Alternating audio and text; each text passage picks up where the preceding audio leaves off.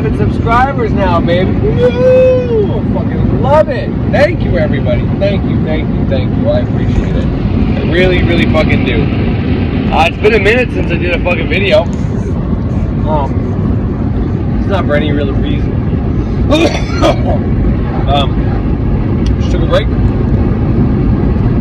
I have lots of things to talk about. My mind was going a little crazy there. Just things are just so busy. You know, on Mother's Day, on my birthday, and then, that was like the weekend, and then that was like the weekend after my last video, and it's just been like 2 weeks since then now. And anyways, I'm not gonna give you guys a bunch of excuses why I haven't been on. I just haven't been on.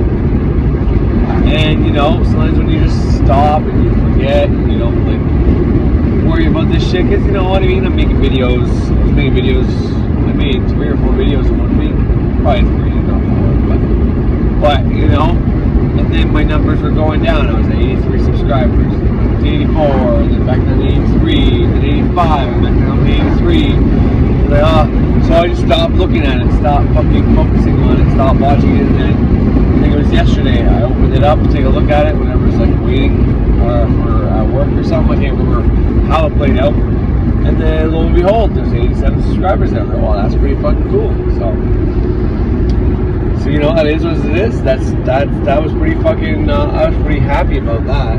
See 87 subscribers there. I was like, wow, that is amazing. Beyond the 86 I wanted, so that's cool. So thank you to everybody who subscribed. Just helped make that happen for me. I appreciate it completely and utterly. I'm fucking tired. The reason I'm recording, so I'm so tired. But that's what we're talking about, so let's get into it. Alright, so I don't know if yesterday I recorded a little bit yesterday. I was gonna fuck. No, I was getting ready to record something. My shit's plugged in, so I hope it doesn't fuck up. Anyways, I was getting ready to record something, so then I started feeling like shit. Anyways, point is, I've been fucking around with the elements a little bit on my birthday. I wanted it to rain, and it rained, but I ended up getting to go home. But nonetheless, I didn't forget, so this is what's really bad. I kept putting it off to make a candle for the elemental water. And then on Jupiter Day, I should have did it. A bunch of other things happened that I was asking for that were associated with the elements of water and workings, and just like one of those days where like so many things happened. It was just like, oh my god, like I just felt so overwhelmed and blessed that I came into this knowledge, because like the reason, like, everything that happened, I don't want to say it, but everything that happened was like without a doubt proof that this shit's real and works. So I had all this proof, everything was going good. So I'm like, it's perfect. This is last Thursday. I guess it's perfect. It's Thursday, which is ruled by Jupiter, which is very much associated to water. So I'm like, perfect. But anyways, point is, I was supposed to do a candle for the element of water, for asking for the rain to come, which came, but because of how it came and where we were in our job, we just weren't able to go home. Just how the cookie crumbled, Nonetheless, after that, we're like 2 weeks past that now, let's say. But up until I did the candle for it yesterday after work, the day before. Yeah, not last night, the night before, Monday night. Up until then, up until I made that candle, okay? Anything that had to do with water, it felt like was just going wrong for me. Like glass bottles of water, of liquid in my hands breaking,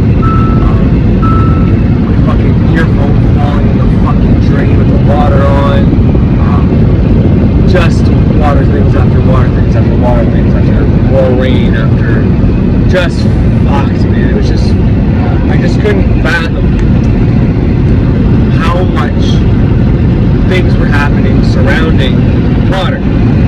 Meaning that I was supposed to promise the elemental and the element of water a candle, and I didn't deliver. 2 weeks later, still haven't delivered. And all these things are happening. So obviously the first thought that ran in my mind was like, well, you know, this is probably all symbolic because I think I'm going to be punished because I haven't done this candle or this elemental yet. So because I think it's going to happen, therefore I'm creating it, making it happen, so on and so forth. Which is probably true. But that got me thinking, what if things like this happen? You know what I mean? So that we learn how to not control the elements or elementals. Because it's not controlling them per se. It's persuading them to do things that you want to do on an occasion, on a semi, regular basis, or whatever the case may be for you. So it's not like I'm out there trying to change the weather every fucking day. Like, oh, it's sunny today, I want it to rain. Oh, it's raining today, I want it to sun, Oh, it's fucking middle of fall, and it's nowhere near snow, it's trying to make it snow. Like, I'm not doing shit like that. But from time to time, whenever it's raining and, we had some plan, I will try to make it sunny. Or when it's sunny, and most of the time there's already a hint, right? Like, whenever it's a rainy day, it tells you, like, how much percentage of a chance it's going to rain. So there's already a percentage of chance that it's going to be sunny, right? So it's not like I'm fucking changing the polarity something severe. I'm just going against potentially the odds, especially if it's already raining. But it's not like if I was to say, okay, I'm going to make it snow in the middle of July, where it's not even cold enough to snow if I wanted to. If I could manage to get the precipitation clouds overhead and manage to get at least the weather back cold on top, which would probably create some kind of storm, having that cold and hot air there. So don't do shit like that. It might do something worse. But anyways, all this is to say was, when you're doing the elemental grades in the course, Kabbalah, Great Work of Self-Transformation, the curriculum, the neophyte grade is you just doing the lesser banishing ritual of the pentagram and the middle pillar, according in coordination to the Kabbalistic cross, and you do your meditation on the card, you do the sun's adorations, and there's a bunch of little exercises in there. But when it comes to the actual ritual magic itself, okay, the main component is the middle pillar and the lesser banishing ritual of the pentagram. So I've talked about in great length what the lesser banishing ritual of the pentagram, all the things it does. Now, I went above and beyond in many podcast episodes, videos, on everything that I think that thing accomplishes. But the book gives you an explanation. So, especially when it's doing whenever it explains the greater ritual of the hexagram, okay, in the book, Kabbalah, Great Work, Self-Transformation, it says, like the lesser banishing, this is describing the greater ritual of the hexagram though, but it says, like how the lesser banishing ritual of the pentagram allows you to be free from, this is paraphrasing, this is not exactly what it's worded up, but it's something to the effect of how it allows you to become above the powers, influence, gravitation, whatever. The effects of the elements are able to do stuff to us, right? It might crash, it might piss off earth spirit. Cut down your trees, trim your trees, I might take that as an act of aggression. Same thing, I pissed off a water spirit. I've had many rogue water spirits in my plumbing when I was doing renovations that were pissed off at me, and I could not solder anything together, water mess after water mess, broken pipe after broken pipe, things flying off, not until I fucking do a cleansing or give a candle that I'm able to solder. So this is the kind of shit we're talking about. And sometimes you can piss off something regardless of doing your lesser banishing ritual of the pentagram. But the lesser banishing ritual of the pentagram, as stated in that book, it says, like the lesser banishing ritual of the pentagram, how it allows you to be free from the influence of the elements and elementals, the great ritual of the pentagram allows you to reduce the effect of Saturn and then to turn all the planets on you. So I have also talked about that one in great length as well, what it does, why it's so bloody important. But the point I'm trying to say is, the lesser banishing ritual of the pentagram allows you to not be so influenced and manipulated, I guess. Not really, but you know what I mean? It's just, these energies can have an effect on you. by doing this ritual, it allows you to be above that. It allows you to not be pulled in these directions by these energies. But nonetheless, I wanted to affect water. I wanted the clouds and the skies to piss down water so I could go home early that day. The skies opened up and pissed down water, which there's already a chance of it doing. So who knows if it was me or not. But I already had a chance of it doing that.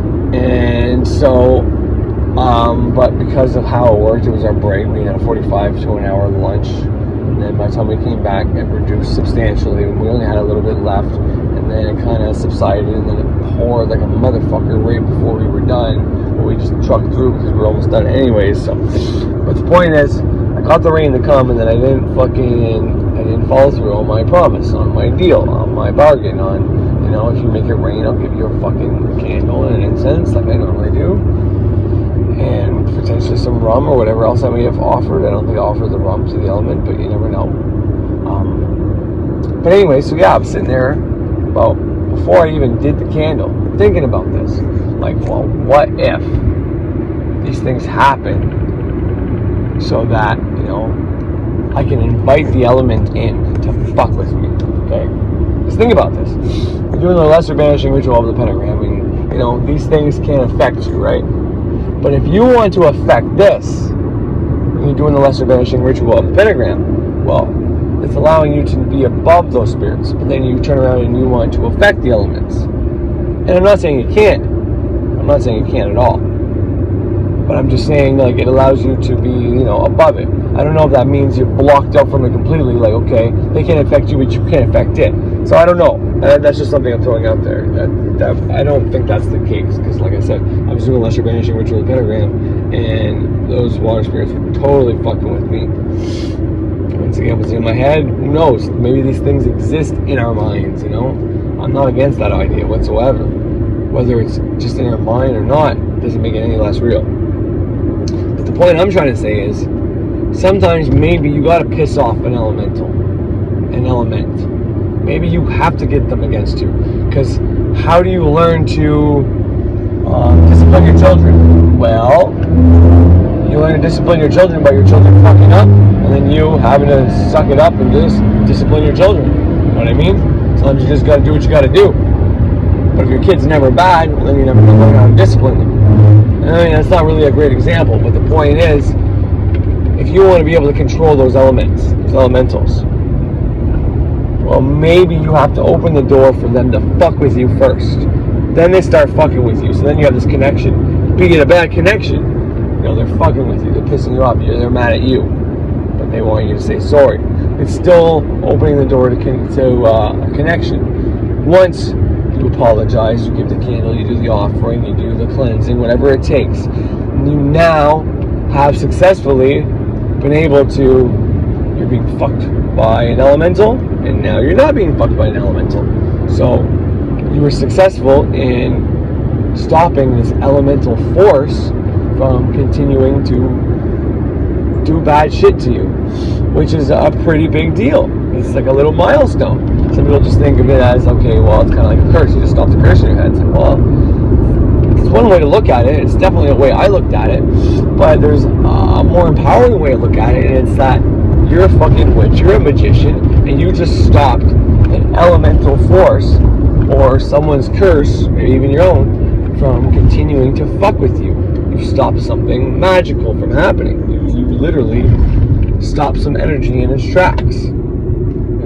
And that's a good thing. When it comes to the elemental and the element, what I'm trying to say is maybe once this happens, it opens up a connection to you. See, I already had a connection with the water from doing the cleansing and all that one time with the rogue spirit. And I've done many water magics and all that, and it seems to be good to go, I treat the water with respect, and I try my best.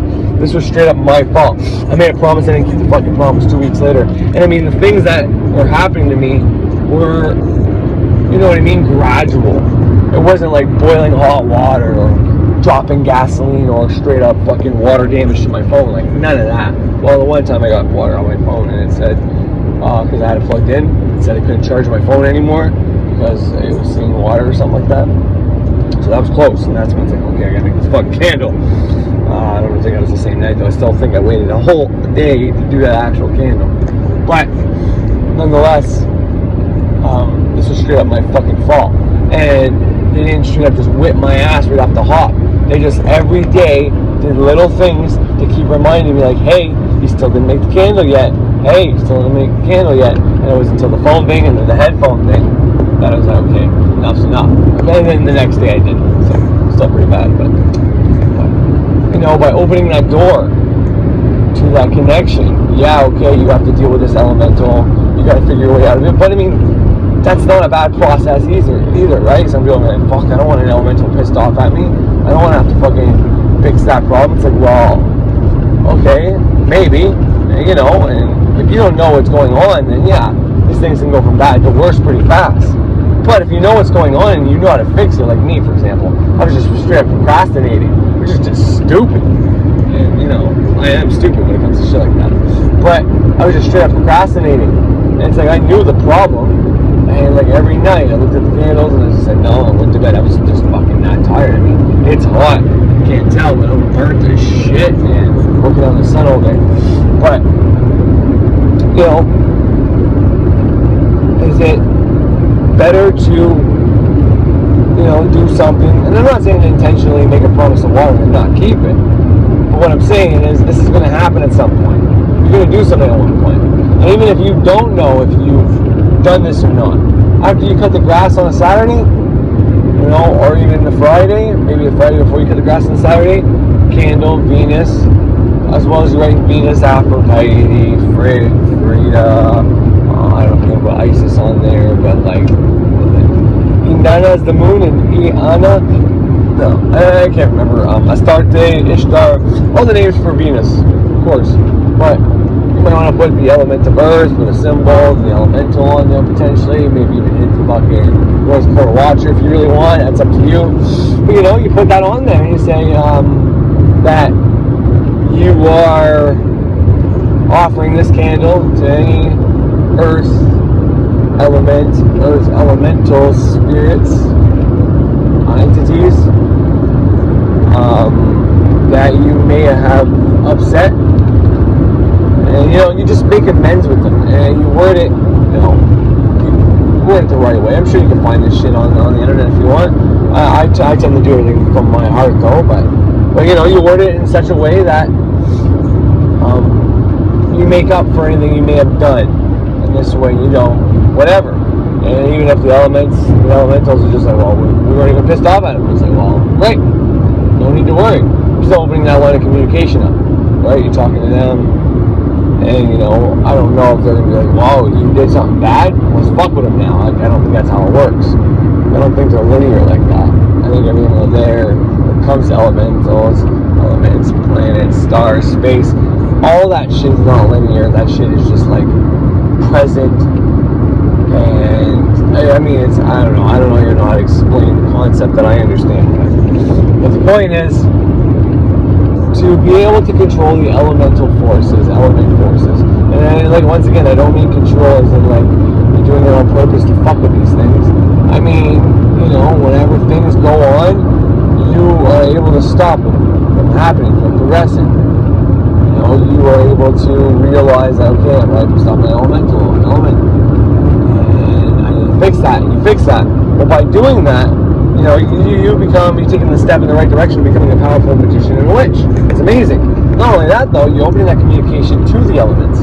So not only, you know, if you're doing the lesser banishing or control the pentagram, they can't really fuck with you as much, but, you know, if you open that communication on top of doing that, then you might be able to control them and have luck with something like making it rain, or making the rain clouds disappear and invoking the sun, invoking the air, the element of air. You know what I mean? Invoking the element of air. You want to have a big fucking fire one night, but the wind is blowing. Well, you know, you ask the elemental of air to calm down.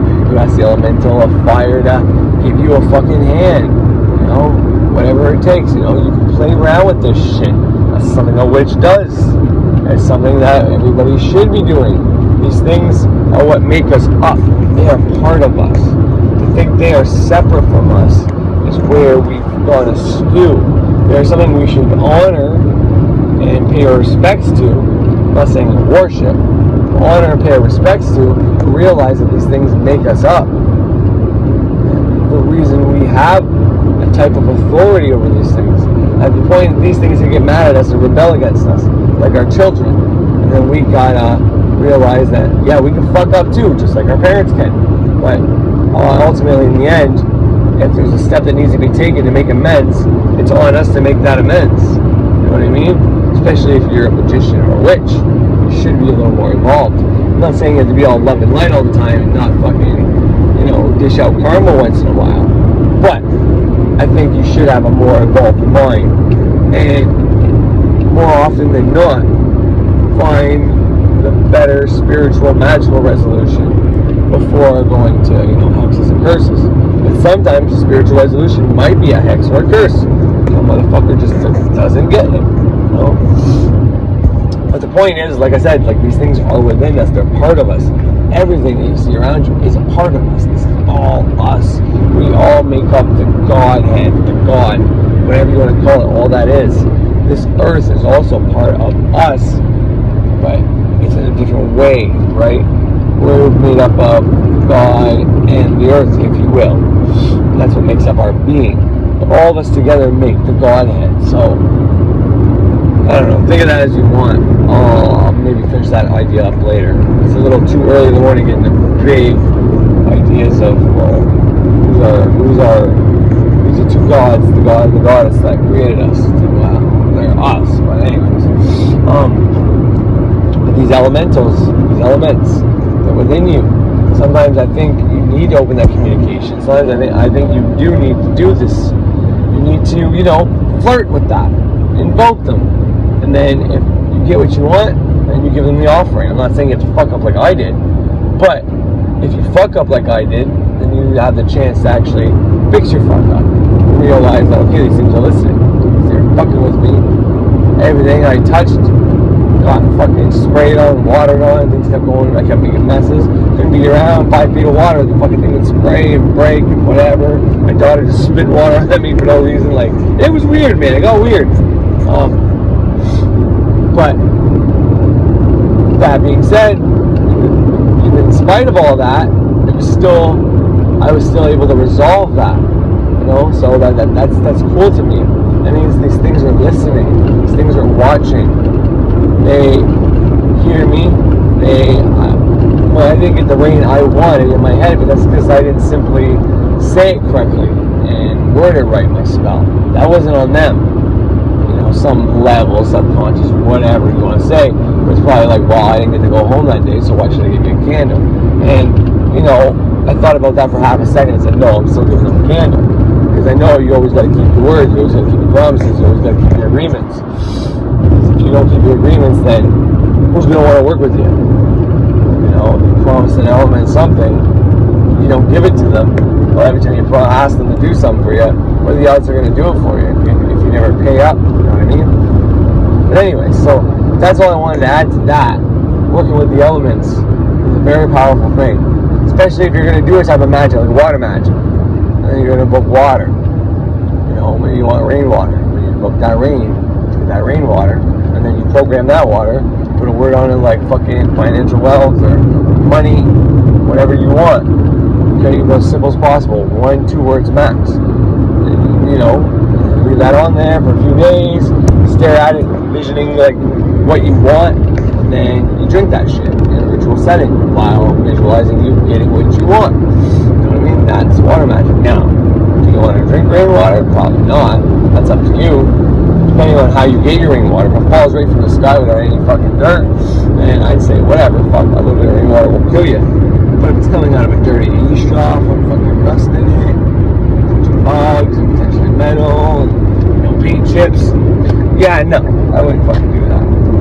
So just keep that in mind.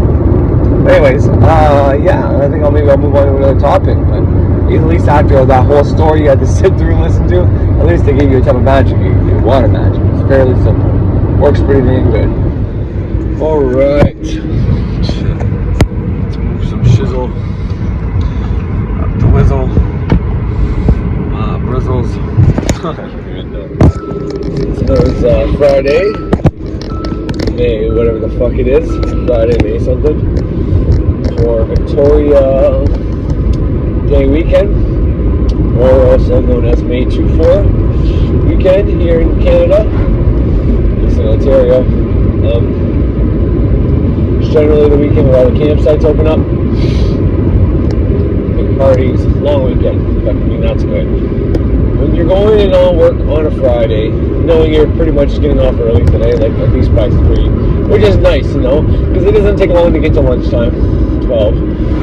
By the time we get to the shop, pack up the fucking truck, get to Stittsville, finish that fucking drop, it's going to be my first break. Then it's going to be fucking go to the Newt's location, then it's going to be lunch, and then it's going to be fucking 3. So, I mean, it's going to be nice. And then knowing it's a long fucking weekend. I don't know, it was pretty easy to wake up today. I woke up, went out right away, showered, did everything the night before. Now I'm in the fucking car like I literally just woke up. No caffeine, no nothing yet, baby. The only thing I did was put some fucking green shit on my burn because it is bad. No beater today. I wore a beater the last 2 days to kind of even out my fucking tan. Today I'm just fucking rocking the t-shirt all day to cover up that part of the tan so that, you know, it doesn't keep getting worse and worse and worse. Anyways, all that to say that it's a beautiful day today. It's Friday, whatever the fuck it is. Don't even know the fucking date. And rocking up to work. And the last thing I left you guys with was something about water magic.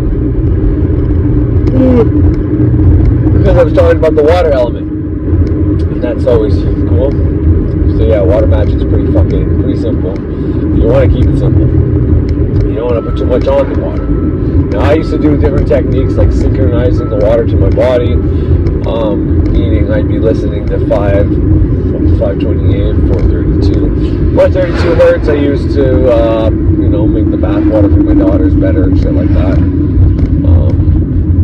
And say what you want about it. Maybe it's all in my head, but the baths that I put at 432 for the water for my daughters, and I put salts in it, and I do my ritual stuff, set an intention that bath's going to do for my daughter, versus the baths I don't, is like the difference between my daughter being in the bathtub for like 3, sometimes 4 hours. Like, she is a prudy little 4-year-old when she gets out of that shit.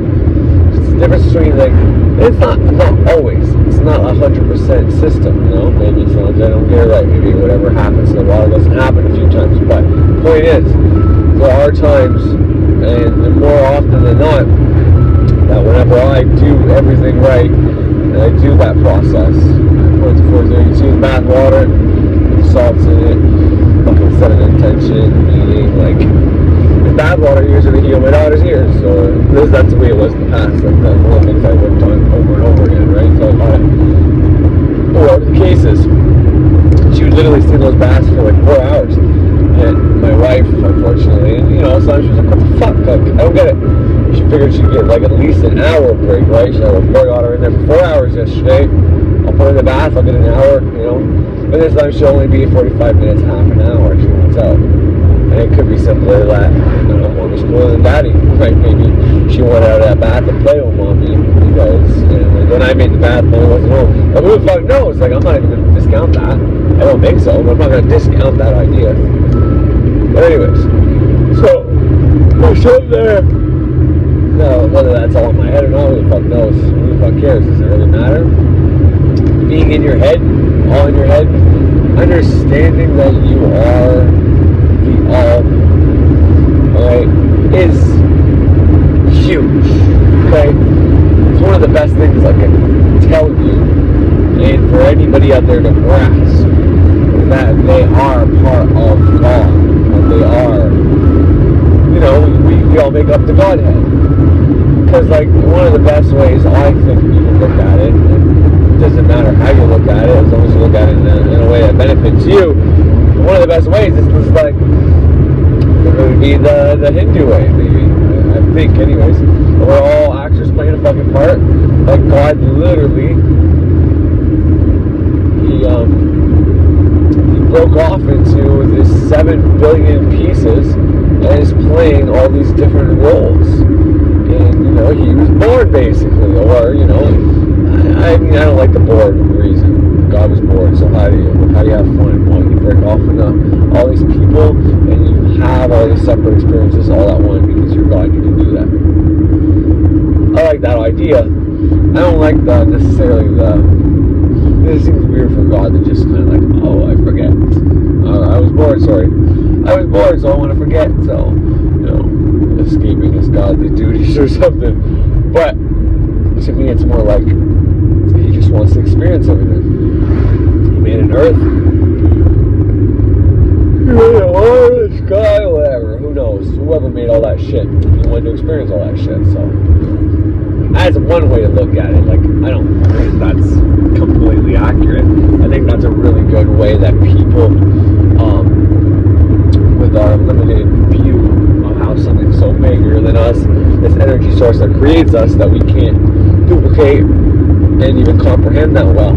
I think that's a really good attempt of people trying to wrap their head around, like, God.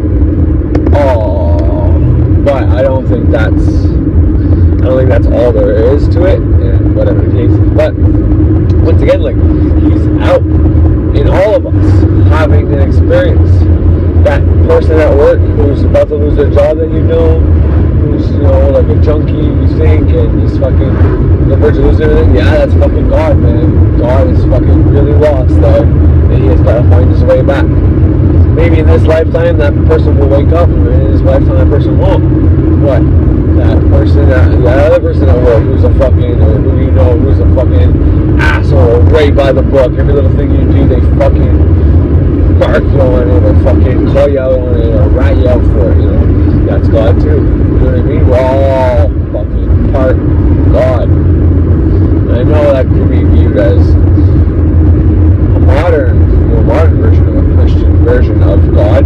But I'm not saying like it's Jesus Christ within all of us and shit like that. I'm saying that we are all making up the Godhead. And if we ever want to all figure out this shit and come to some kind of realization, because the more people we have, the more population we have, the harder it's going to be for us all to wake up. I mean, that's just pretty much straight logistics. That's just straight comprehensible with the numbers. The more people we have, the more people have to wake up, the harder it's going to be. Just simple as that. The less people have, less people to wake up, the easier it's going to be. That's pretty simple. Anyway, all that was to say that, if you're watching me, you're probably one of those people on the verge of waking up, or trying to wake up, trying to figure this shit out. There's more to this shit than it seems. Watching Russell Brand yesterday, not to change the subject too much, but he's been having like 1 or 2 episodes a week about UFOs. How the Pentagon is releasing pictures of UFOs. Military people, Barack Obama even, out there publicly talking about UFOs. And he doesn't want to focus on the UFOs so much. It's like, fuck, there's life on another planet, what does it mean, blah, blah, blah. Although he's interested in that, but he's more about the ramifications. The first video he made was really good too, because he literally said, he's like, this does really smell like just another thing to pull over our eyes, to trick us, to misdirect us. Right? Watch the left hand because the right hand's fucking you up the ass, but I don't want you to see it, kind of thing. And I think that's definitely true for the most part. Is there UFOs? Yeah. Anything we can't identify as in the sky is a UFO. Anything we can't identify on the water would be a UFO. Unidentified floating object, right? But are they actually aliens in another fucking place? I don't think so. I've always maintained that aliens that come from another place are not going to be coming through our atmosphere with a fucking thing. Now, I don't know if there is such beings, and if they thought, okay, we might need to help these humans evolve their consciousness, then maybe there's a possibility that they would make some kind of fucking something and come through our atmosphere, because otherwise all the other responses and just materialize out of energy in front of us to say, hey, we're on this planet, we don't need to fly in a fucking spaceship. I mean, that's just, who does that, you know? Like, you people do that, but nobody goes to people that run the country and we're aligned to you. But anyways, where was I going with that? Oh, yeah, so they might do that just so they don't blow too many minds, because, you know, being that there's extraterrestrial life out there would be enough for people to grasp, let alone the energy, the philosophical, the spiritual implications, all that other shit would come with it. That you can just materialize and dematerialize and be in your place in two places at once. They've been there all along, and then all of a sudden God isn't real, you know, the whole Jesus Christian thing, everybody finds out that that shit wasn't legit, or maybe it is legit, who knows? Who knows how they would spin that? I don't know. Spin that anyway, you know, if Jesus comes out of a fucking spaceship, then hey, that'd be pretty fucking cool. You know, I'm not Christian, but it was, regardless if the answer I get is one that I don't like or actively against, it would just still be nice to have an answer. That's just my opinion. Christianity, Roman Catholic, for some reason, that denomination is bang on, you know. It's like, first of all, like, we have all these fucking many religions, but there's going to be one of them that are going to be bang on. It's like, no, man, like, that's not what the God is, you know, that is wanted for us to just pick this religion and go to church every Sunday and follow these priests and give them power instead of actual God. It's like, that's not what they wanted. But, nonetheless, what I'm trying to say is, if for some reason that was the truth, that was real, I wouldn't just be all butthurt and pissed off. I'd be like, you know what, it's not the answer I wanted, but at least it's a fucking answer. At least I know some shit now. At least I'm a little closer to the fucking truth. No, I mean, that's better than nothing. It's like, okay, I guess we're all gonna be Christians now. Which, you know, makes way for a good fucking trick in the sky. Come down with a really good Jesus lookalike. Everybody united underneath that one banner. One woman, Catholicism banner. Anybody who opposes, it's fucking Inquisition time, the witch burning trial sign. Everybody else is a heretic and a witch.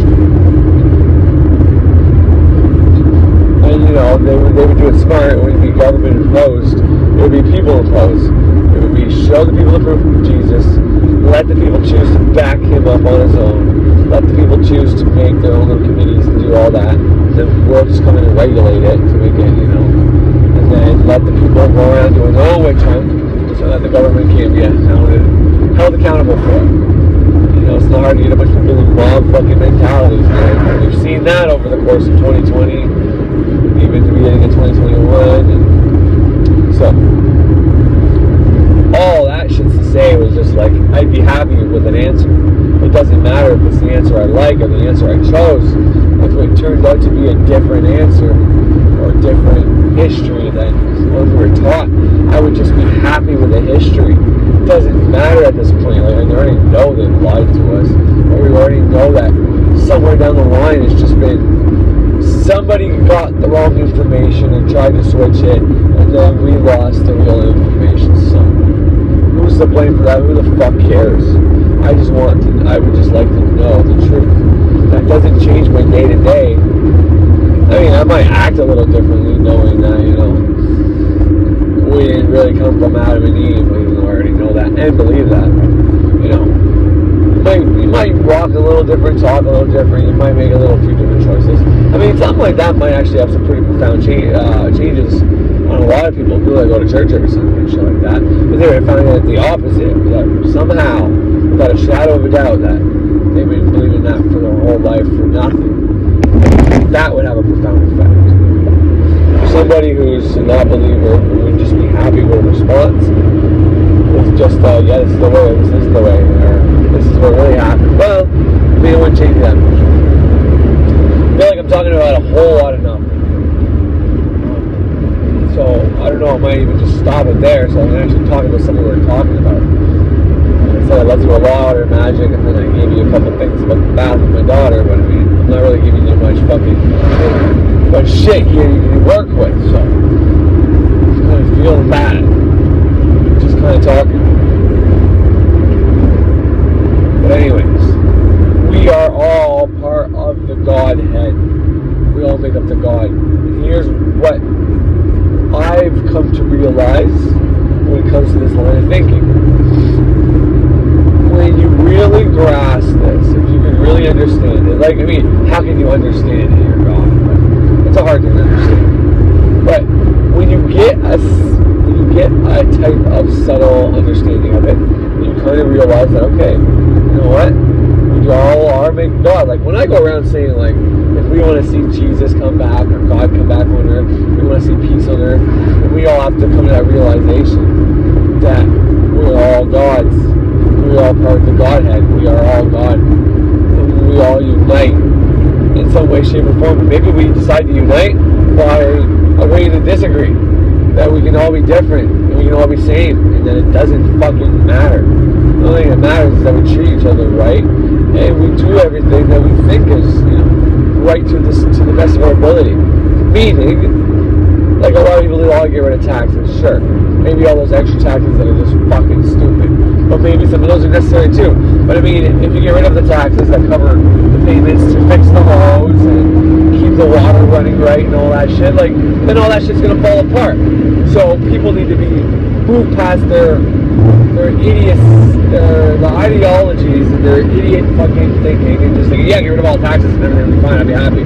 It's like, well, then it was gonna cover all the costs and all the shit that it takes to fix things around here, so that things don't fucking fall into absolute chaos. You know what I mean? Like, the sewer system backs up, people would die. I mean, we can't be around our own shit, we can't inhale it, we can't eat it. What happens if you eat fucking, E. coli and shit like that, right? People get sick and potentially die. Like, it's pretty fucking bad. Sorry, I'm just thinking, anyways, I wanted to say it. But, so, I mean, this shit is important. So, people gotta open up their minds a little bit more. And I mean, so, for us to be able to get to a place where we can actually do something coherent, cohesive, I would take a lot of that. A lot of people looking into some of these simple ideas and realizing, hey, they're not that simple. It's not as simple as just getting rid of the taxes, because some of these taxes cover some important shit. You know, hell, all the taxes that pay for the people that go around cutting the grasses on the big cities and all that, it's like, yeah, sure, we can all volunteer to do that on our weekends. But would you rather pay a percentage to pay someone to do it? Or would you rather go there on your fucking weekends and do however much you have to do? And get mad when someone calls in sick and you're doing most of the work and all that shit. Would you rather someone just pay for it? Or you take a little percentage off your money? Or would you rather, do the time? Well, people are different. Some people say, no, fuck it, I'll go do that. Make a day out of it. I'll drink a beer, fucking cut the grass, I'll fucking smoke, talk, whatever. Maybe me and a buddy will do it together and we'll have a good time. Like, I don't fucking know. Some people are probably like that. And a lot of other people couldn't be fucking bothered. Who wouldn't even fucking, probably never even ran a fucking lawnmower yet. Kids are just having their part-time jobs. Same deal, like, they're gonna need tax. This is the working community now. Anyways, point is, there's a lot of little things that need to be considered. It's a very hard thing for everybody to get on the same fucking page, because everybody has a different opinion. And I'd say, everybody, let's say, out of everybody who thinks the majority of taxes, and I'm not, like I said, I'm not for fucking taxes. Hell, I wish we didn't have to pay taxes. I don't like seeing my paycheck and then buy a big percentage of it going away. But I do know a good percentage of that percentage goes towards utilities and things that need to be done in my community. Some of it goes towards the school system for my kids, blah, blah, blah, blah, blah, blah, blah. But I know there's some of that that's just, it's just extra. It's just not necessary. But, I mean, I was going with that. I mean, like, but for, okay, so let's take taxes, for example. All the kids are starting their jobs, like, they're not going to want to hear that.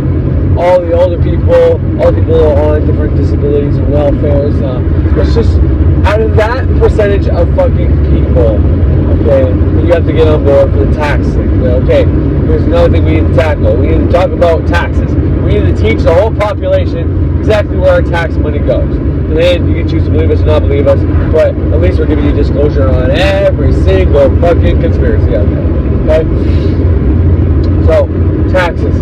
Well, even after they line it up and they say everything, there's still going to be a small percentage of people that are going to say that's bullshit.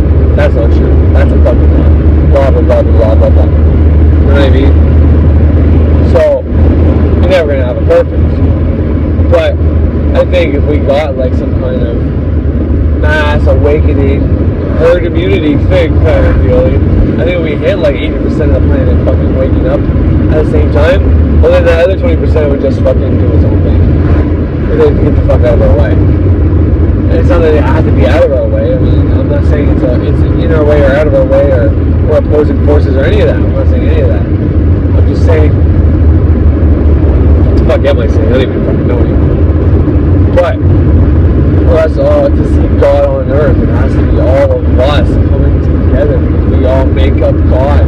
It's not this other entity in the sky somewhere. It's us. We are Him. All 7 billion of us are Him. And everything else that's on this earth. It's Him, her, all that is. Like, anyways, once again, like I said, just a bunch of philosophical shit so far. So maybe I want to regroup and see if I can talk about something a little more magically inclined. Alright, what's going on, motherfuckers? So, I am about to start a new job. I'm just going from the one job to the next job. Just in the middle, traveling. Went by the house, now it's lunchtime, I'm going to have some eats. But anyway, so something was coming to my mind. Driving all around all these like mansions, like beautiful. These people know what's up, right? Because they're not like half masonry, half siding all the way up. It's like breaking masonry every fucking where, you know. And that's what you want to do if you're gonna fucking last. You know what I mean? You're not gonna. I mean, siding is great and all, and the wood underneath is strong, but you know, your best bet's to have fucking brick all the way the fuck up. Not personally, but anybody out here listening to me is going to build a house one day, it's brick masonry all the way up. Just get it done with, and you never have to fix it, you never have to fuck with it. Just gotta wash it off. I mean, yeah, it can decay over time, but you got a good trough system so the water doesn't fall on it, and you know, you're golden. Never have to fuck with it. Never have to redo it. And that's, I mean, it depends on what you want. If you like siding and you like maybe changing the color of your outside, and you got the money to, then, you know, what the fuck, why not? If you want to fucking do that, then you do that. That's how it works, right? If you want to change, you know, you can change the color of your car anytime you fucking want, but you gotta sand it all off and change the color. But it's not that expensive. And people like to go buy a whole new car because they want a new color. It's like, well, that's just crazy. You might as well just fucking sand it off, pay the grand to fucking, or a couple grand to fucking get a new color, depending on the color. But anyways, so that's just a little tip for anybody doing fucking work, since I'm in the trades, and my trades are trough, eavesdrop, siding, masonry, bricklaying, roofing. Those are my trades. I know how to paint, I know how to do the inside, I know a little bit about framing, I know a little bit about also the putting down the fucking foundation. I did fucking concrete work too, putting rebar, building forms, and pouring the concrete. So I know a lot about trades. Let's just say that. I'm entry level on almost every trade, but I'm in every trade. So like I can entry level to anybody's house, any trade. And being entry level, like I don't know the expert stuff, and I can't do the crazy builds. But when it comes to just repairs and just doing your regular houses that don't have fucking weird shit, that, because that's what entry level means. It means I've got a few years of experience and I can't do the things that a guy who's got 20 years of experience and fuck with anything and things outside the box and has been able to do whatever that. But still, in the circumstances, if I was confronted or if I had to deal with something in the moment, and you know, I got a good mind that I can figure out what to do now that I know the processes. Without knowing the processes, you can have a great mind, which is still good to have. If you're a great problem solver, then that's great. You add that with the skills to be able to do the shit, then you're unstoppable in whatever you do. That's why reading, and writing are two of the most important things I can tell people to do out here if they want to become more smarter, more intelligent, more deadly, more able to fucking just own the world. Because if you can talk, it doesn't matter, right? I'm in the trades. I'm not experienced as anybody I work with. Everybody else is more experienced than me. But I'm the guy that everybody likes. Why? Because I can talk to them. I can speak to people. I know people. I know psychology. I know how to fucking deal with everybody on an individual level. And then when we're in a group, I know how to seclude certain people and be like, hey, I know how that made you feel what they said. And hey, I know how that made you feel what they said. And just, you know what I mean? I know people well, and I read people because people shit on me their problems all the time. So it's very easy to know somebody. And that's why, like, anywhere I go, I'm liked. Because everybody at a specific job site has shit on me their problems at one point or another. So I know how they feel about the guys that are in charge and how they feel about the other guys, because they all tell me. Because I don't tell anybody anything. I'm a fucking vault. And if I have to vent, there's one or two people that I know that are also a vault that I can trust. And other than that, the other people don't hear it. That's how it works. So, now besides all that, the point of what I'm trying to talk about is I'm driving by these houses, these mansion-looking houses, and, okay, this one house has built into the door a nice window that is a perfect circle, a Saturn circle. Another house has a circle with a dot in the middle, like the sun. And then I've seen many astrological signs, symbols all around these houses. Moons. The Venuses and the Marses are very hard to pick out, but you can see them if you look at them, and people do it so they're not noticeable. But for the most part, it's easy to throw up circles and circles with dots in it and be inconspicuous. It's very easy to do. You don't really have to fucking do much to get that up. People can just think whatever. And it's not unfashionable to put up a sign and a moon and stuff like that around your house. But the point is, go around a lot of these houses. Like, I got a star in my house, right? Because that's all I can get my wife to fucking agree to for now. But I believe in putting stars on your house. I think it's a good idea to put a star in your house. For many reasons. Because with a star with a circle, it is the sign of the elements. It's the sign of what makes us up.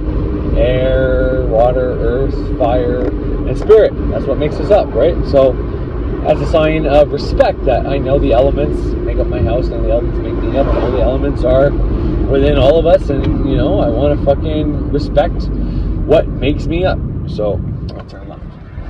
So, you know, that's what I'm doing. That's the whole point of this. But what I'm trying to say is these fuckers, these rich fuckers, maybe not all of them, because not every house had something in it, but I'd say every second or third house, it'd be like 33% of the houses I drove by in this huge, I'm talking huge, like apartment building size, see, like right next door to me, that's an apartment building. Well, I'm talking about houses that fucking big. Just a single house, 4-car garages and pools in the backyard bigger than public pools, with hot tubs the size of those regular pools. You know, like I have one of those Intech pools that you can buy at Walmart for $500, put it up yourself, all that noise, right? I have one of those. But these guys have, like, my pool would fit in their hot tub, and my house would fit in their pool, and you could put 4 to 7 of my houses in their house. And these fuckers, 33% of the houses on here have astrological, occult symbols. So don't get me started on the pillars I see. So you see either 2 pillars, 3 pillars, 5 pillars, sometimes 4 pillars. But you know what I mean? 5 is the 5 starter point. 7, there's one with 7, which is the 7 planets, every pillar for every planet. Even though the 3 pillars is sufficient enough. But point is, there's Freemason, if you want to call it that, but it's just a cult. It's just fucking a cult. Oh shit, sorry, bud. I just cut your life up now. I had to park somewhere because I'm gonna fucking die. There's where I want to go, I think. Oh shit. I gotta stop cutting people. Alright, anyways, so, the point of what I'm trying to say is, out of all these houses, there's 33% of them, okay, so it's like, you know, there's 70% of them maybe that doesn't have a cult symbolism. But maybe that I just didn't see. Okay, they may have still had the occult symbolism, I just didn't see it. Okay, but they may have had it. Nonetheless, the point is, and you know, not all these people are gonna make it. Some people are gonna have jobs, they're gonna fucking get fucked up. Some people are gonna fucking lose their jobs. People are gonna have to downsize. Whatever the case is, you know, sometimes people get a really good job, they buy a really big house like that, and then they lose that job. It's not a career. It's not something they can just do anywhere, you know. But the point is, what I wanted to talk about is balance, you know, of all things. But the point is, if you start doing magic, any occult shit, and you want to make lots of money, let's say, to buy one of these big houses and get a business, and you know, you cast for the end instead of just casting for the means, just for the money. Fuck the money. You cast for what you want to do with the money. Or sorry, you cast for something that you could do that's productive. Okay, something that continuously make you money is what I mean to say. When you cast for that, you now have a means that will always bring you in money. Now you're gonna things along the way are gonna fuck with you, but that's the point. So, am I gonna say all 33% of these houses have a temple room downstairs in the basement? Maybe, maybe not. Who knows? But if they did, this rich fuck, this guy, this woman, who knows? The both of them, maybe they have an nganga. Maybe they just do folk magic. Maybe they just do whatever kind of magic. Whatever it is they're doing, let's just say that's the case. Whatever it is they're fucking doing, they do that, and then they go to work and they do the work thing. They have to be both in the physical and in the magical. And the magical doesn't have to be half the time. It's like 10% of your time, and the rest of it in the physical. So you lay the foundation. Let's say when you first start, you're like 50%. Like me, I was like 75% in the magical, 25% around, and that's why I had problems with my wife. I had to bring that to a balance. It was like 50-50 for a while, and now I'm like 25, well now I'd say like 10% magical and 90% in the physical. But I have to reap my rewards in the physical. The magical is a means to get the physical rewards. You want your physical life to be more beneficial to you. So you do the magic so that your life gets better. So that at a certain point, there's no difference between the spiritual and the physical. You are just happy. You are living your life. You know a way to talk to your subconscious mind, to your reality maker that allows you to make your reality the way you want it. And this way you're not suffering, you're not miserable. Things are still going to happen because not everybody has this knowledge. So not everybody can do this shit. So other people's things are going to go wrong. People are going to get diseases. People are going to die. Things are going to fall apart. Your house is going to need whatever. You're going to be saving up a bunch of money, and then all of a sudden, boom, it's just going to happen, and you're going to have to fucking deal with it. That's just life. Sorry, I'm talking with pentagram, but whip it out there. It's just life, you know. But you have to be in both worlds. And I'm trying to say you have to be in the physical more than the spiritual. But maybe not at first. Maybe you spend a lot of time in the spiritual and lay the groundwork. But if you're somebody who's just getting into this stuff and you're just watching and learning, but you're not actually putting in suggestions into your subconscious for what you want, then you're just doing nothing.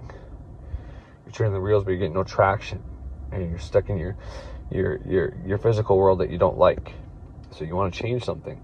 Let's start doing something to do the change. Make the fucking change happen. Get something going. Do a sigil just to see if it fucking works. You know, start doing ritual magic. That's probably the best way. Learn fucking invocation and evocation if you really want to speed things up. But, you know, all in all, what I'm trying to say is I'm going by all these rich houses, and I'm working on rich houses because we do custom houses. When we do siding, it's all custom. It's all $1 million homes in Ottawa. $1 million home in Cornwall is pretty special. That's like a $450,000 home in, let's say, Ottawa. But $1 million home in Ottawa is like a fucking $2 million home in Cornwall. You know what I mean? Point is, they're fucking beautiful houses. So, point is, you want to do this shit, occult symbolism, man, putting these symbols up, showing respect to these elements is a good starting point. And I know people might say, well, what the fuck's that going to do? It's honoring them. It's honoring you. You are the sun. You are Mars. You are Venus. You are all these fucking things. And if you want them to work good for you, you show respect to them. It's just because they are you, they're also everybody else. And they're also something else. But we're all together. Anyways, I'll elaborate more on that on the way. Alright, so that. I guess I should probably get my map going. Alright, now that I got my map going, let's get going, shall we? Alright, so as an example, I wear a pentagram. I got a star in my house. I got occult symbolism all around my house.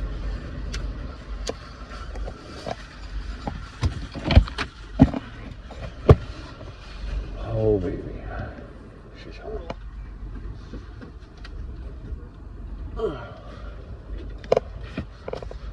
Not at all. Anyway, sorry. Okay, so fucking busy around this bitch. Fucking auto.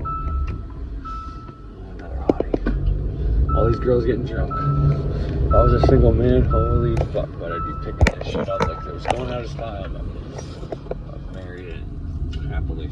Okay, anyway, so I wear a pentagram. 200 meters, I said. Fucking turn here, Corey, for a fucking fix. Okay. Alright, let's get out here. Alright. So I won't get into particulars, but there's an egg ritual. Okay. A freighter promotes 7-day egg ritual. You gotta go out somewhere every day, crack an egg, and then, you know, that's that. But it's said, and the folk magic-y shit, it is said that what happens is, by doing this, it's a type of offering to a type of spirit, and these spirits follow you home and give you good fortune. Okay? So this cracking of an egg for 7 days at a specific spot allows the spirits to follow you home and give you good fortune. So let's say there are earth spirits, water spirits, or whatever these spirits are. Maybe they're just thought forms created by people. Who knows? But let's say there's people that, you know, wanted to be rich. That maybe, whether they knew it was, maybe they're magical or not magical. Because we know there's people that created their own pantheons. Birch will tell you his classes, for how many years he's been teaching witchcraft, have created pantheons upon pantheons of all these different deities and gods for specific purposes, and they release them onto the world. Okay? So there's these spirits that have been created by people with energy and power and doing all this shit intentionally out there. So it's not a stretch to say this.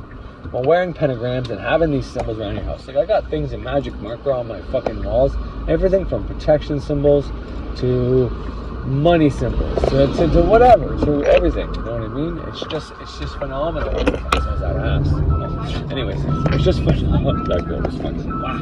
Anyways, it's just phenomenal. The things people don't know about. But anyways, none of that matters. Okay. Point I'm trying to say is, by having these symbols, so one can say, well, what the fuck are these symbols going to do? Well, you can take the psychology way and say for your brain. Okay, your brain.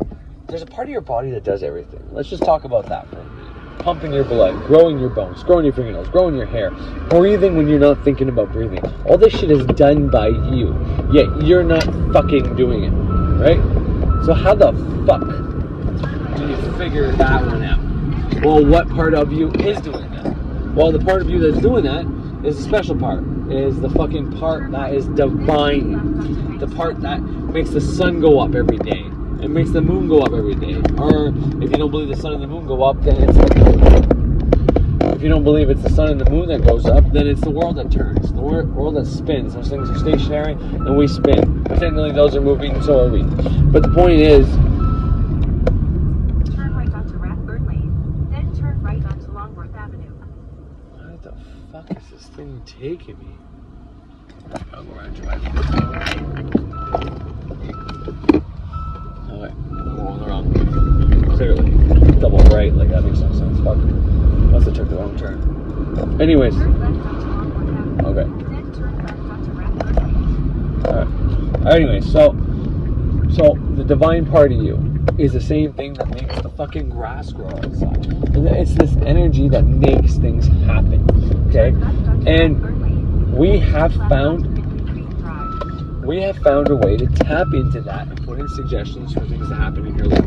That's besides the point. The point is, you're doing these things, and you don't know you're doing them. So, this is why I said earlier, one of the best messages I can tell you is that you are a part of God.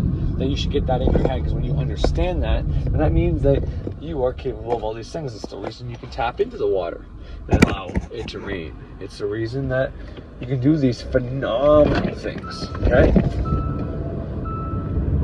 And all that aside, well, not really. Turn left. What the fuck? Alright, anyways.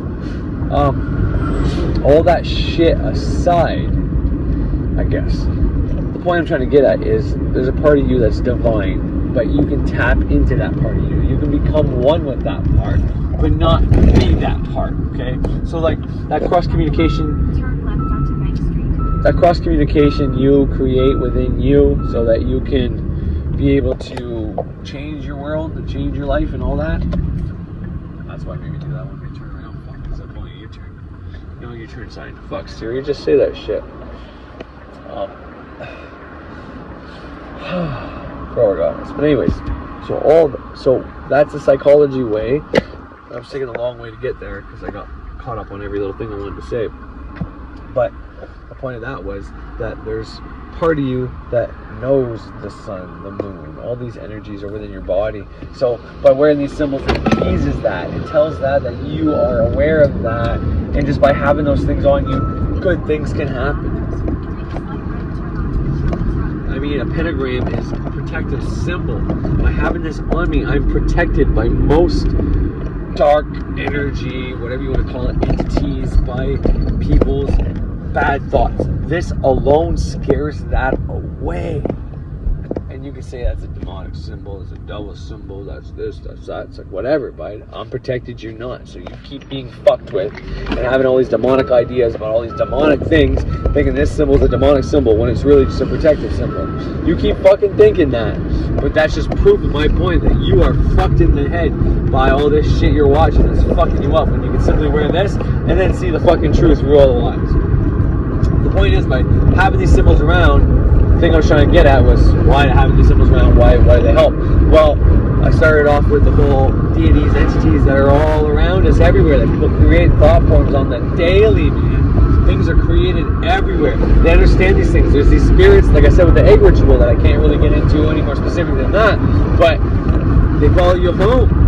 Just by doing this ritual. When they follow you home and see all these loving symbols that honor their, let's say they're a water spirit or an earth, probably an earth spirit. Well, then they're going to see all these symbols like, oh, this is a good place. This guy's fucking, he honors us, he loves us, whatever the case is. You know what I mean? Probably don't feel emotion, but the point is, it doesn't matter. By having these symbols around, it's going to help you. It's going to help you. It's going to trigger your mind. It's going to do so much good for you. Is all I'm trying to say. And so, whether you think of it as a psychological way, because you know what, there's some days where I think magic is purely psychology. It's tricking the mind. It's using your mind in other ways. But then there's other things that I see as just like there's almost no explanation for, things that happen to me that's just beyond my knowledge of psychology, that I can't find an explanation for how that would be explained away. So it's just like, okay, well, there's something more there.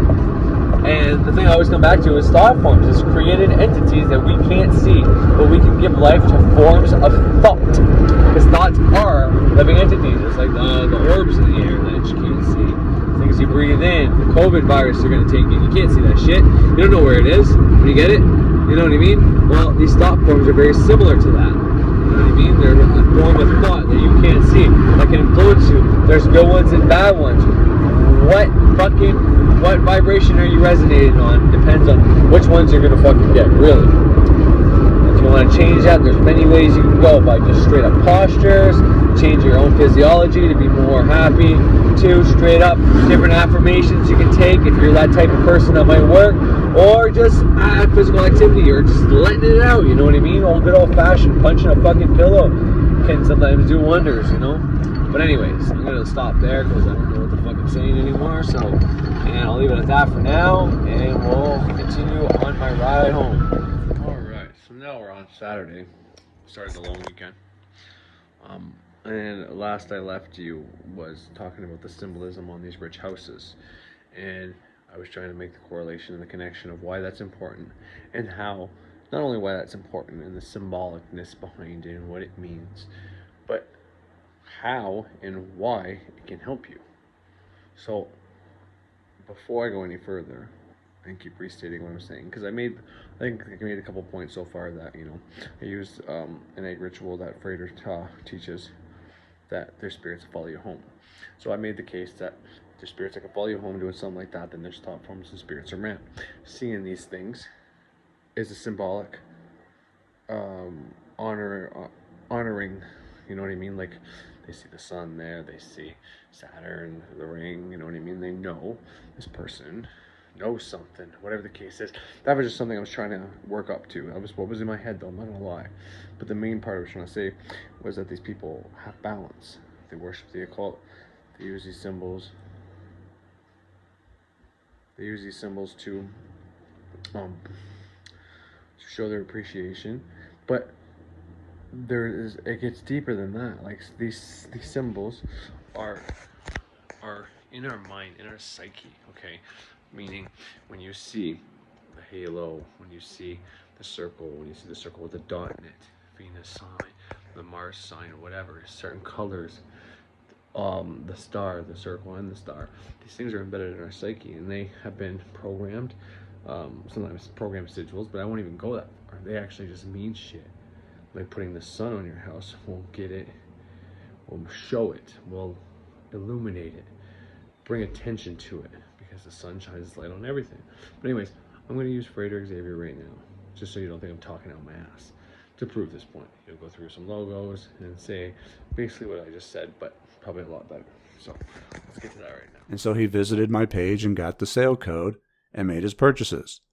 And I had to go look up Infinite Waters because I never heard of him, even though he has over 1 million subscribers. So I went to his page to check him out, and this is what I saw. I was immediately drawn to his logo because there's a lot of occult in it. We're going to decipher it here. But his content itself is mostly spirituality. I haven't watched all of his content. I'm making that assumption based on the handful of videos that I did watch. It all seems to revolve around matters of spirituality, which is important in the context of this logo. And this logo is very simple. Most logos are. So first up, we have the upside down triangle. And this inverted triangle is symbolic of the element of water. We then have the infinity symbol running through the triangle. So Infinite Water's logo is actually saying infinite water. We also have this little bit sticking out at the top of the logo, and these two little lines intersecting the triangle make up the sign of Pisces, which corresponds with spirituality. Now, I haven't heard him say this in a video or anything, so I don't know this for a fact, but based upon his logo and what he's doing, I would be willing to bet money that Pisces is his sun sign. I mean, it's in the logo. He's got to be, right? And Pisces is a water sign. Mutable water. So, yeah, his logo is all about water. Infinite water. And this is the kind of thing that I come across all the time, where I'll see something like this and know instantly what it is. And so will you, the better you get with symbolism and correspondences. I just need to be better at making a note of them when I come across them, so that I could talk about them later. This time I did, and that is why I'm making this video. Here's another easy one. The logo for Target. They didn't have to work too hard on this, as it's literally the astrological symbol of the sun. They just colored it red for action. So the sun correspondence shows it to you. The red gets you to act, and the name is Target. The name is literally the goal. It's a very simple and ingenious design. And again, they didn't have to work too hard at it. They literally used the symbol of the sun. And a lot of logos do. A lot of logos incorporate sun symbolism into their design. And there's a good reason for it. I just gave it, actually. But if you ask a conspiracy theorist, they'll tell you that it's because these companies are a cult of sun worshippers. And they put the sun in their logo because they worship the sun. I decided to look around for something else to worship, something I could really count on. And immediately, I thought of the sun. Happened like that. Overnight, I became a sun worshiper. Well, not overnight. You can't see the sun at night. But first thing the next morning. And this is the viewpoint of those who are not in the know, who can only see things through the limited perspective of their own religion. It's in the same vein of a Christian who believes that if you're not worshiping God, then you must be worshiping the devil. Because of polarity. If you're not worshiping one, then you must be worshiping the other. You got to be worshiping something, right? But it's simply not the case. The reason that people use the sun in their logo is to tap into the sun's correspondences and draw attention to their brand. It's all about getting attention. If you want to stay in business, you have to have customers. And you can't have customers if they can't find you. They use the sun to shed light on their business through symbolism. And symbolism is the language of the subconscious mind. They may not actually be shining a light on their logo, but they're doing it symbolically, which is just as powerful. The sun is the main source of natural light in this solar system, and this is why they use it. The subconscious understands these symbols. The subconscious speaks in images and symbolism. That is its native language. It's a big part of the reason we have logos to begin with. So their logo is getting attention via the sun symbolism. It's telling you to take action and go via its red color to target the goal. It's a very, very clever logo and about as simple as you can get. Remember, the simpler the symbol, the more powerful it is to the subconscious. The auto industry dips its toes into astrology as well. We have Ram trucks. Ram is Aries, corresponding with Mars. And then you have something like Lamborghini, whose logo is the bull, corresponding with Taurus. Taurus representing the finer things in life, works of art, money and the material. And you may even have Toyota trying to tap into that as well, as their logo is very similar to the astrological symbol for Taurus. Here's another simple one, Texaco, displaying the star symbol in their logo. And you're going to come across stars in logos just as often as you would the sun. And this is because the star or pentagram represents the elements, the building blocks of reality. And so by putting the star in your company logo, you are making your business real. You're making your company tangible. You are bringing it into manifestation. And stars also get attention. That's why they call celebrities in Hollywood stars. And it would be impossible to list them all. There are so many companies out there who are using the sun or stars in their logos. I won't be able to go over them all, but I can show some of them. But I'm not going to talk about each one because the meaning is the same.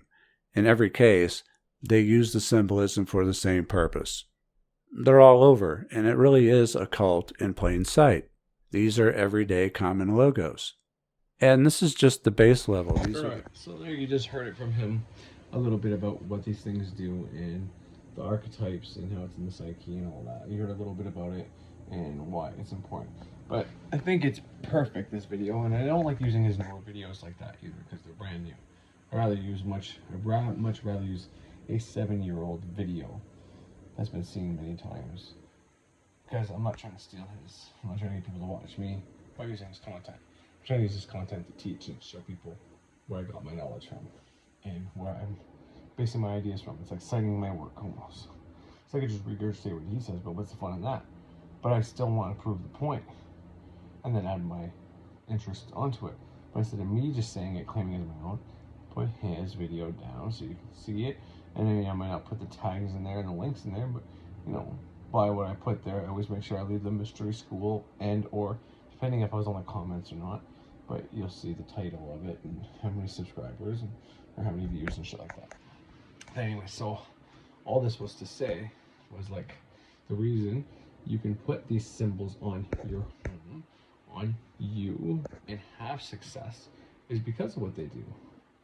If you want, let's say you're somebody who wants attention, you want to be picked, maybe you have a job and you want to be noticed more for whatever reason that's beneficial to you. Well, if you had a fucking chain with the logo of the sun on it, that would certainly help you out. And likewise, if you didn't want to be noticed as much, well, then you could use Saturn to restrict the amount of people see you. So there's many ways to go about using these symbols, and the more you know about these energies, these planets, these symbols, what they can do, the better off you're going to be. So what I'm going to do now is I'm going to use 3 more videos of Frederick Xavier's. Both are ones, his astrology ones, but they're just small clips of them. The first one is his first astrology video, a couple minutes. Second one is of Saturn, but it's only like, I think, a 5-minute part of it. I think is most relevant. And then the sun, I'm going to use a sun video. Because here's the thing. Just like astrology, just like everything, we all come in twos, right? We talk about the conscious mind, the subconscious mind. That's male and female. It's positive and negative.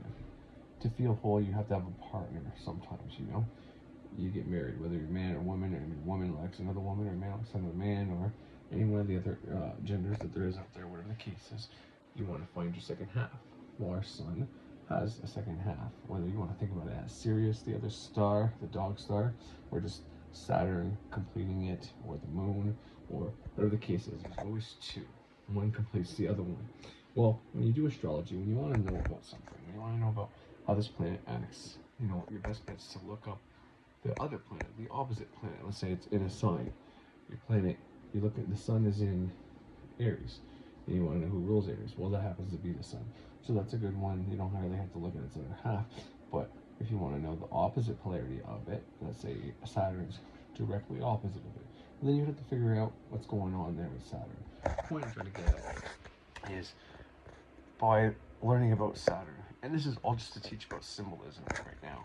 I'm using this to teach you about symbolism, how it affects the archetypal programming, let's say, that's in our mind, but that goes way deeper than just thought forms and egregores. Although it could be just that. It could be just we've been programmed for so long that these stories are what's what, then that's just the way it is. But I think it's more than that. The reason we have the 7 planets, and they have deity forms, and they have names, and they've been deified, and they're archetypes now, and all this shit. The reason we have all that is because it is something deeper down inside of us. Anyways, so yeah, the point of these clips, the one with the law of rhythm, law of vibration, rhythm, frequency, law of rhythm. He talks about the waxing and the waning of these energies and planets, and that one just explains a bit about the planets, what they are, and blah blah blah blah. So it's a very small clip. But the next 2, the Saturn and the Sun one, go together. So when you're learning about Saturn, he talks mostly about Saturn and a little bit about some other correspondences, but he gets big into, I mean, you should watch the whole video, but the part I want to show you, he just gets into the archetypes and the secret that if you're a star trying to write a song or anything like that, to how to properly honor these planets. You can put this into use by putting up symbols on your house. If you do it properly, you'll get attention and good things will happen to you. You can get fortune by just putting symbols up around the house, because like I said, people are gonna be like, what the fuck, why, so does that make any sense, just by putting a symbol up on the wall? Because it strikes people's minds. Everybody that walks by, even if they don't know or see it, their subconscious is still gonna see it. More people that go by your house and they're not conscious of it, they don't know, fuck. But just because they're not conscious of it doesn't mean it's not now. In the God mind, in all of our minds, we are all God. So the more people that walk by your house and see these symbols, like I think you just heard it, the star brings things to life, it makes it real. My house is real. You know what I mean? Until then, it's just something to figure. Anyways, doesn't matter. But the reason these ones I'm going to play here, it's not so much about the actual symbolic, what the symbols mean, as the last one was, but how it affects the mind. But you have to listen to Saturn and the Sun. You have to do, if you're going to learn about the Sun, you're going to have to learn about Saturn, because they are polar opposites. You can learn about each individually, but as long as it's better to learn it from the scope of positive and negative, how they interact with each other, what their jobs are. Because Saturn can seem like a really bad planet, but it needs the Sun there to accept its limitation and boundaries and push beyond it. Because if you don't do that, you just let Saturn's boundaries and limitations, they'll just eat you alive, and you just have no fucking life, and you'll be miserable. You know, you'll become black-hearted, as he's going to say, as you're going to hear. And, you know, that's what the Sun's there. Just like Saturn's there to stop, let's say, Jupiter from giving everybody all the worries in the world. Everybody just keeps worrying nonstop, and Jupiter just keeps expanding it all. Saturn's there to limit Jupiter. But in the same sense, if Saturn's not limited and not stopped by the Sun, who says, perseveres, says, no, let's fuck that. I'm not, enough's enough. I can't take this shit anymore. I'm going to push back. And Saturn's happy by that. He has to do that. That's his job, because it's the lesser of all the evils, but it has to be done. And then the Sun's there to keep it in balance. So these two forces against each other keep each other in balance. Just as Jupiter and Saturn keep each other in balance. Just like the Sun and the Moon keep each other in balance. They split up the day just fine. One has the night, one has the day, and everybody's happy. You know, Mercury and fucking Venus, male and female. The two minds, you and your wife, or you and your husband. We need balance. And balance doesn't always have to be 50-50. Whatever balance is necessary for you. So that's back to the first thing I started, well, not the first thing I started talking about, but initially before I got into the symbolism, was how these rich people have all these astrological signs on their house, how that can help them. Once again, they're doing a small percentage of magic, and the rest of it is in the physical realm where they have to reap their benefits, reap the rewards. So, oh shit, I'm starting to fall asleep. So yeah, with all that out of the way, that's going to get into this video. These clips, I'm going to play them all back to back. I probably won't chime in. I might not even come on after it's all done. If I do, it'll be very brief. But anyways, in case I don't come back on, I appreciate everybody who's subscribed up to 87. That's phenomenal. I am truly humbled by all that. So thank you.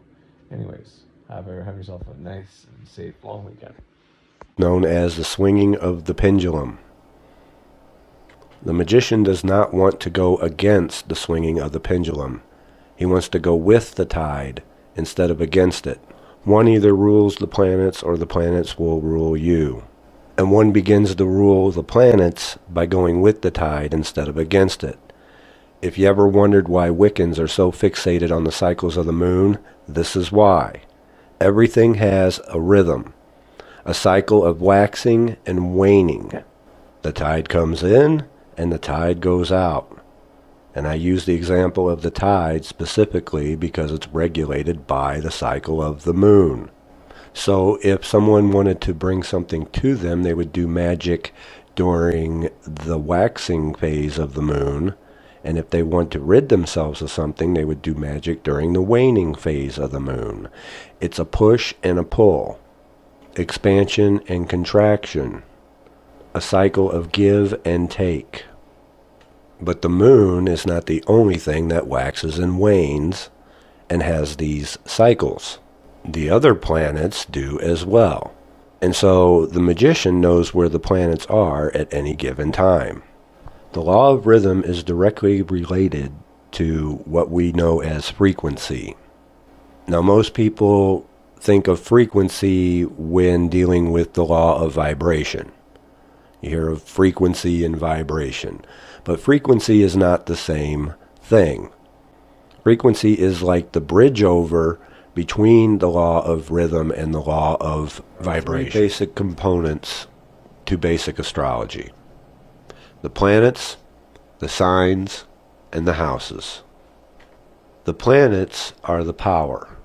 They are the energetic forces that are going to be influencing. There are 7 traditional planets in astrology.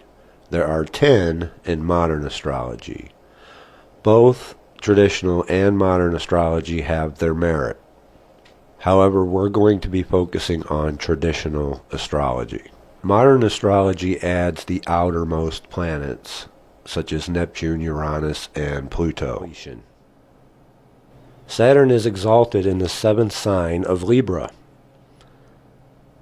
And Libra is ruled by Venus, which corresponds with the 7th Sephiroth of Netzach on the Tree of Life. The numbers 3 and 7 have strong associations with Saturn. Now, why in the world would the planet associated with death and dissolution be exalted in the sign of relationships? And I'm just going to go ahead and give you a $1 million occult secret right now to you artists musicians and writers out there. If you want to have a hit, you need to write about a planet in exaltation. Okay, Blue Oyster Cult, their biggest hit today, Don't Fear the Reaper, is all about Saturn and Libra. Every action movie is where it's, the one that has to save the day, the sun save the day, is Sun in Aries, Sun exalted in Aries. So there's a big occult secret right there. You can use it, but you need to do it in the right way by actually honoring the planets, because they are exalted in that sign. They like their story to be told, but they want to be exalted in you telling it and honoring them, okay? Do it for their exaltation, not your own, if you want to have success in that. It's the same players on every stage, but it's how the story is told and what the attention is that determines successful or unsuccessful. But back to how Saturn is exalted in the sign of Libra. And that's marriage. Till death do we part. The wedding ring on the finger that binds you now to your partner by way of a marriage license or contract that now gives you certain duties and obligations and responsibilities to fulfill. And you also now have certain limitations imposed upon you. You're probably not going to be able to stay out until 4 a.m. while your partner waits at home and have a successful marriage. Saturn doesn't like the idea of an open marriage. Saturn is a traditionalist. He's a very old school guy. Now, Libra being the sign of balance and justice is why you see the judges in courts wearing black robes, and why the law is heavily based on contracts. And we'll get to that down the road. It's also why when Saturn was in Libra, we heard so much about gay marriage and equality in marriage. So that's Saturn in Libra. That's just a touch of it. And you can see how these things are right in front of your face, and yet nobody sees them. When I told you that there's just so much to this, I wasn't kidding. Now, Saturn's day is Saturday. And that's why it is the Jewish Sabbath, which is actually a star, and that is the sun. So let's get into it. The first thing we notice about the sun is its astrological symbol, the circle with the dot in the center. Oh, where have we seen this before? If you've watched the previous lesson on Saturn, you already know that the circle represents Saturn and its boundaries and limitations. And I also explained how anytime that you step into a circle for magical purposes, you're stepping into a Saturn circle. But it's more than that. You are becoming the sun within the circle of Saturn. And this is why in occult books they'll tell you that anytime you step into the circle, you are becoming the center of the universe. See, Saturn imposes the limits and the boundaries, and the sun pushes those boundaries. And this is the polar relationship between Saturn and the sun. Saturn will say, no, you can't do that. And the sun will say, yes, I can. Saturn says, prove it. And then you have to step up and prove it. And depending upon your specific placements, you may have to step up 7 times harder than anybody else in order to prove it. So the sun is the yes to Saturn's no. We've talked a little bit about paranormal shows previously, usually not in a good way, but the very first one that really broke through the boundaries was Ghost Hunters. They have the astrological symbol for the sun built right into their logo.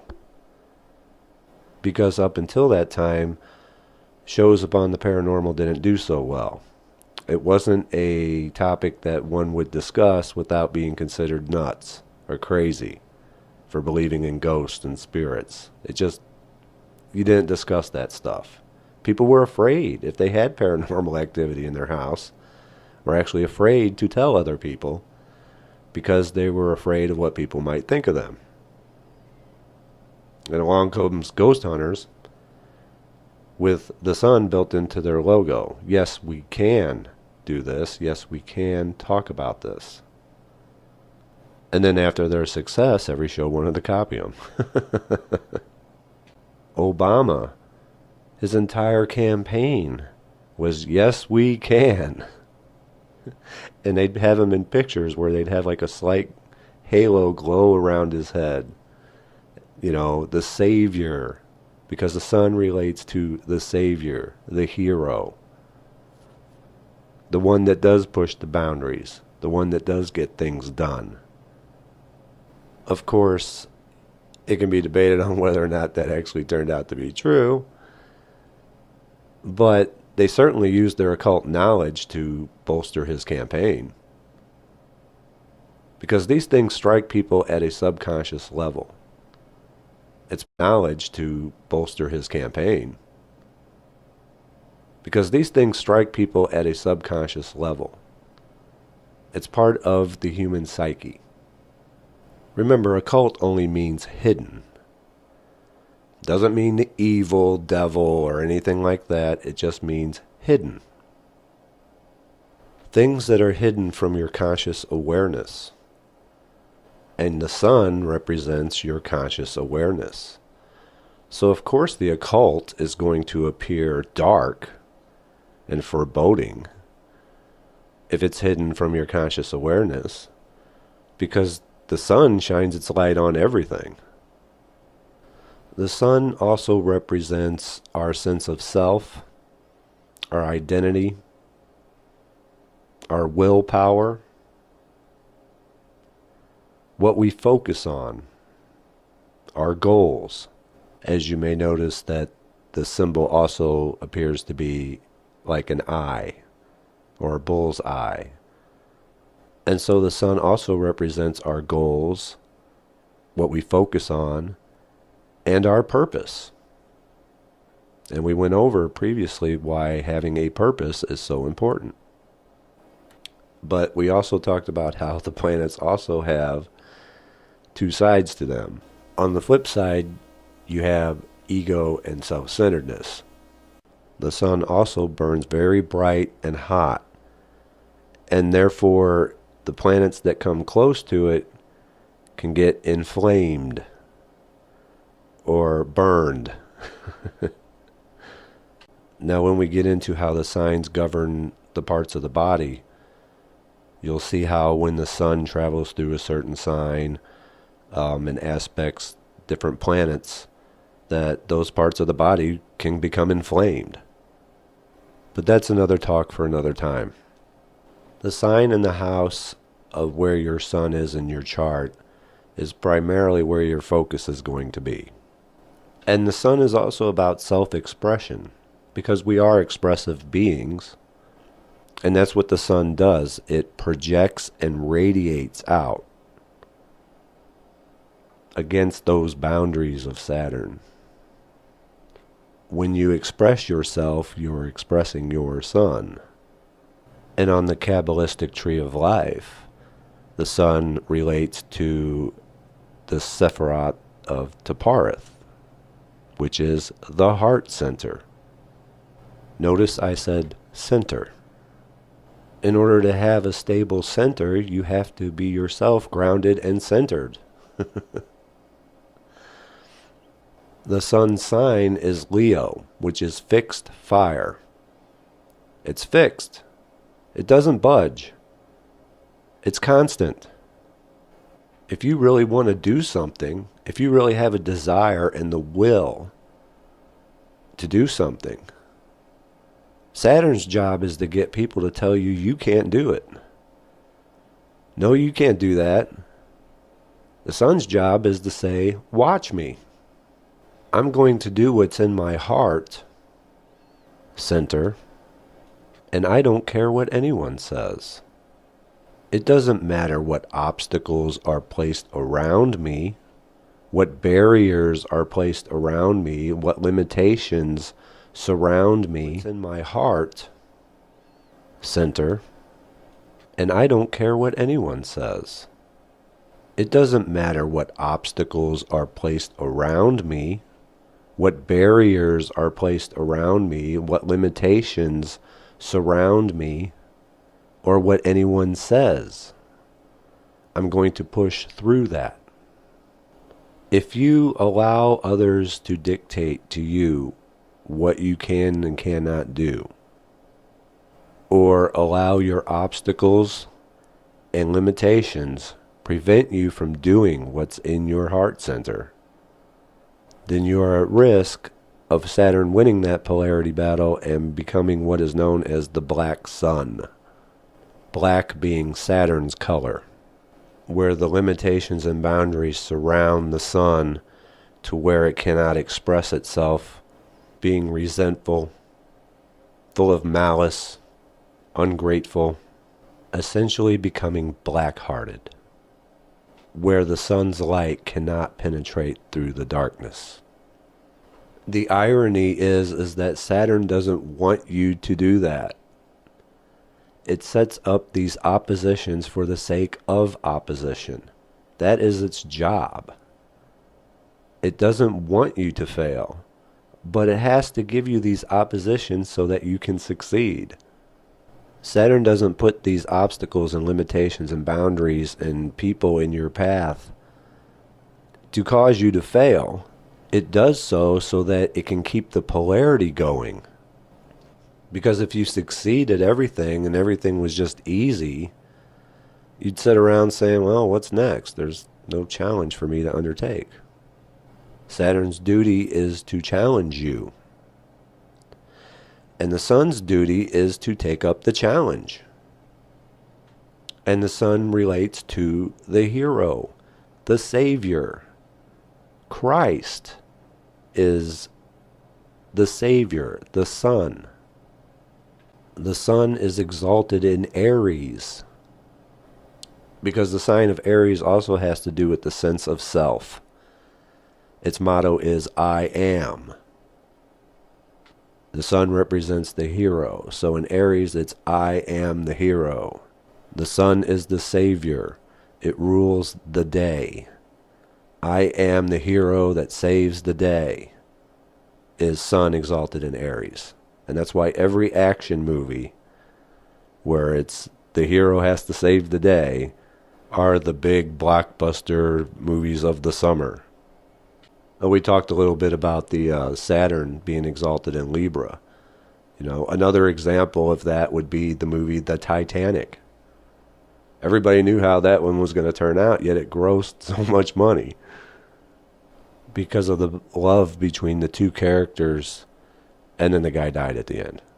Sorry if I spoiled that for you, if you haven't seen the Titanic, but yeah. So that's Saturn in Libra. And we just went through the holiday season. Why do you think they call it Black Friday, the day after Thanksgiving? Black equals Saturn's color. Friday is ruled by Venus, which is also the ruler of Libra. Saturn in Libra. They call it that because they want you to come buy things. It's a planet in exaltation, and they know that this has a subconscious effect on people. Just another example. And so the sun is the Savior. It is the Christ, the Son of God. So a lot of pictures that you see of Christ always has that heart, that brilliant heart right there in the center of his chest. All the correspondences are there. And people want to debate whether or not Christ existed. Does it even matter? The problem is, and always has been, focusing on the man instead of the message. And the message was love, peace, and forgiveness while following your purpose and your goal, even in the face of extreme opposition. See, it's not the sun's job to judge. Judge not, lest ye be judged. Saturn is the judge. That's why judges wear black. I spoke a little bit about the polarity in the Bible in the previous lesson. The sun is supposed to follow its purpose and passion, the passion of the Christ, regardless of the limitations and obstacles before you. And in the case of Christ, was even under penalty of death, which is why it makes it so powerful. The Son of God went around teaching peace, love, joy, happiness, forgiveness, all these things. Because if you follow what's in your heart, you're going to have these things. This little light of mine, I'm going to let it shine. You know, the Christians will say that, no, Jesus was the Son of God. He was the only Son of God. And, you know, but yet they forget Matthew 5:9, which blessed are the peacemakers, for they are the sons of God. The story of Christ is supposed to be our story. But the translations and explanations and literal interpretations have twisted things to get you to focus on something outside of yourself instead of what's within. They want you focused on history, his story, instead of the mystery, my story. See, Saturn rewards those who push back, those who prove their worth. Saturn gives us these heavy burdens and weights on our shoulders to make us stronger, just as picking up the heavy weights in a weight room will make you stronger. That's the reason that Saturn challenges us and gives us these limitations. The sun rules over the sign of Leo, the mighty lion, Lion of Judah. This sign is the sign of romance, creativity, children, and fun and good times. Its time of year is at the height of summer when the sun is the most fiery in the sky. And when you stop to think about it, it's all those things that are important to us in our heart. Those things that are worth living and dying for. Most people would die for their children, no question. Is the story of Christ starting to make sense now?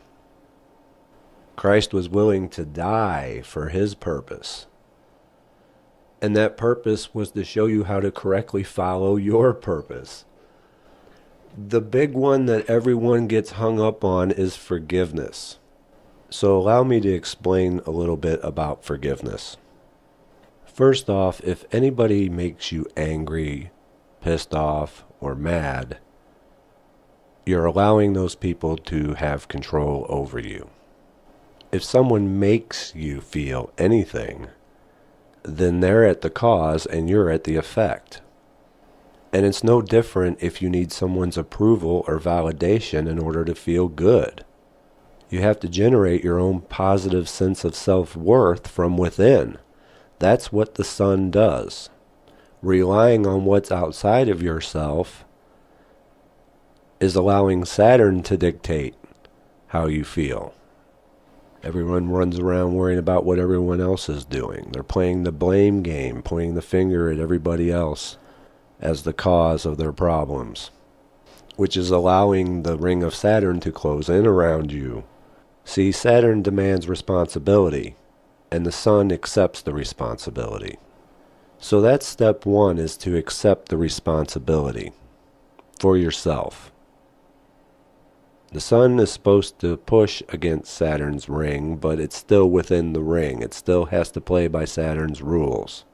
When people do you wrong and make you angry, understand that they're putting a charge on you, a negative charge. By allowing them to upset you and make you angry, you're accepting that charge. instead of generating your positive state from within. And by accepting that charge, you yourself are becoming more negative and limited, until eventually you have a black heart. Oh, you got to get them back. How dare they? You're putting too much value in the limiting opinions of others instead of your own heart, your own worth, and your own purpose. Well, so-and-so said this to me and did this to me and called me this, and nothing bad ever happens to them. Well, yeah, because you're still holding on to the charge. How can the charge return to source when you're still holding on to it? And I just blew some of your minds right there, didn't I?